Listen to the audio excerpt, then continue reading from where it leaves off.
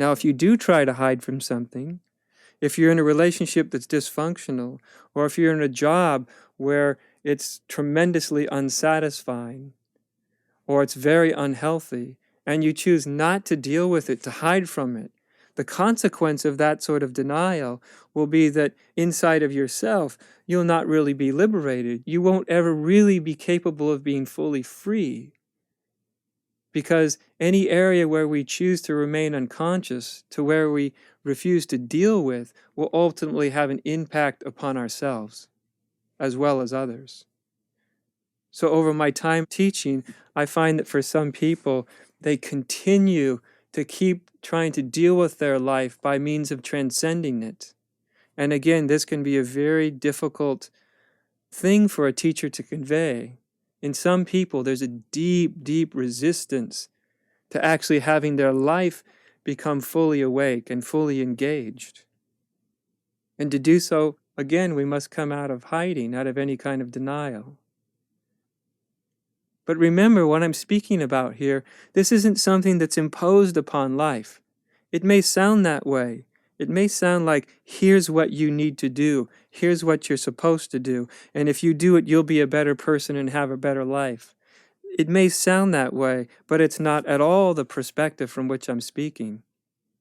I'm simply saying that there is, in the nature of awakened consciousness itself, that it moves in particular ways, that it doesn't deny anything, that it doesn't hide, that it's not avoiding any part of life. That within us, that which we are, which is fully awake, is also ultimately fully engaged, and it's fearless. And it moves the way it moves out of unconditional love and unconditional truthfulness.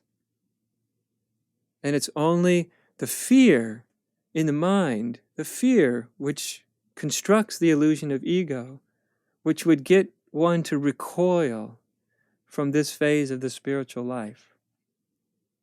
But I want to emphasize this, because if you find yourself not dealing with your life, not dealing with those aspects of your life which are not really in harmony, those aspects of your life where you still may be in denial or fearing of really confronting them as they are, then that kind of avoidance is actually going to hinder your spiritual awakening at some point.